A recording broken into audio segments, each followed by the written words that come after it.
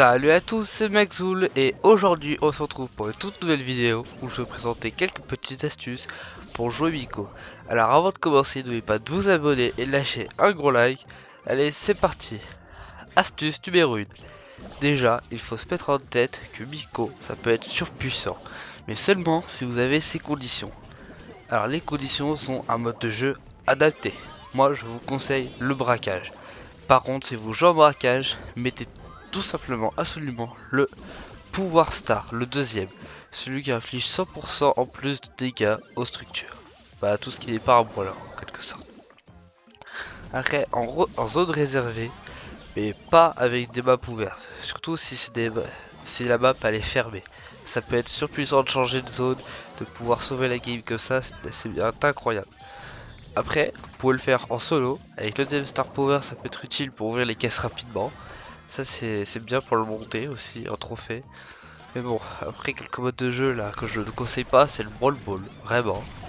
Quand vous êtes en défense, vous allez sauter, il va tirer sous vous. Et tout simplement l'équipe en face va marquer. Allez, c'est parti. Deuxième astuce. Gardez toujours une munition. Déjà, il y a plusieurs raisons à ça. Déjà, si on vous attaque, ça vous permettra de fuir. Par exemple, il y a un Miko, il arrive. Et bah, vous utilisez votre attaque et vous pourrez fuir. Et lui, il aura utilisé les trois. Et voilà, vous allez le berder en quelque sorte. Là, comme ça, il pensera que vous êtes à court de munitions et se dira qu'il pourra vous tuer. Alors que non, vous allez pouvoir fuir ou riposter. Bon, excusez-moi déjà d'avance si j'ai une voix un peu bizarre, je suis très enrhumé. Allez, on passe à la troisième astuce.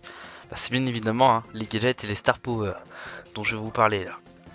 Alors tout d'abord, comme gadget, je vous conseille le deuxième. C'est celui qui vous permet de ralentir les ennemis. Ça, il est fort. Vous pouvez mettre 1500 de points de dégâts. Moi, je l'utilise pour mettre. Vous sautez, vous en plein centre du brawler, vous lui mettez 1500 d'un seul coup. Ça, c'est incroyable. Comme ça, en plus, ça va les surprendre et donc ça va vous donner un net avantage. Après le Star Power, moi, ça dépend de la map. Je conseille le deuxième Star Power qui est trop fort, surtout en braquage. En plus, vous mettez l'équipement avec 50%. Quand vous dépassez les 50% de points de vie, vous faites plus de dégâts avec l'hypercharge et tout. Vous faites plus de 5300 points de dégâts à chaque attaque au coffre. Voilà, donc prenez-le en braquage, en survivant aussi. Sinon, bah, pour les autres, prenez le deuxième qui vole 33% de munitions. Voilà. Voilà. Avant de passer à la dernière astuce qui est la quatrième astuce, n'oubliez pas de vous abonner et de mettre un like. Voilà, astuce numéro 4. Je suis obligé de le faire. C'est pas spécialement une astuce, mais quand même, faut vous présenter Miko. Parce que Miko, il a des points forts et des points faibles. En point fort, bah, c'est ses attaques quoi.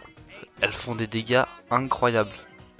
Mais il faut que les attaques soient réfléchies. Ne balancez pas vos attaques au pif comme ça. Faut toujours réfléchir un peu avant à comment vous allez attaquer votre brawler en face. Et surtout, il est vulnérable. Ne vous dites pas, oh, je vais broyer une Rosa. Non, il faut être accompagné. Voilà, faut surtout compter sur ses alliés. Et voilà, ça vous permettra de gagner vos parties et vous ferez un maximum de trophées pour le monter. Bon voilà, c'est tout pour cette vidéo.